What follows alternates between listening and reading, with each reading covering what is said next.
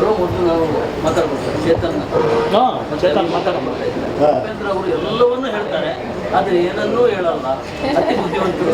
ನಾವು ಮಾತಾಡ್ತೀವಿ ಚೇತನ್ ಆಗಿರೋದಲ್ಲ.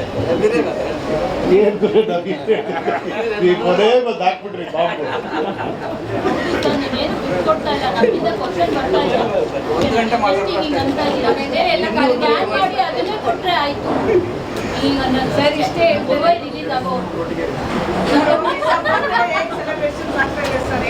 ಈಗ ಅದೇ ಸೆಲೆಬ್ರೇಷನ್ಗೆ ಹೋಗ್ತೀನಿ. ಇದು ಫ್ಯಾನ್ಸ್ ಡೇ ಕಾಯ್ತಾ ಇದ್ದಾರೆ, ನಾನು ಹೋಗ್ತೀನಿ. Thank you very much. Okay, thanks for your ನಿಮ್ಮ ವಿಶಸ್ ಅಂಡ್ ನಿಮ್ಮ ಎನ್ಕರೇಜ್ಮೆಂಟ್.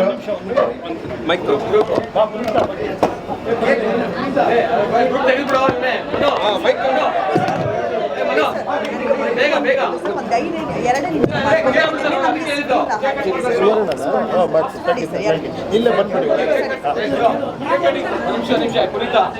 ಏನಿದು?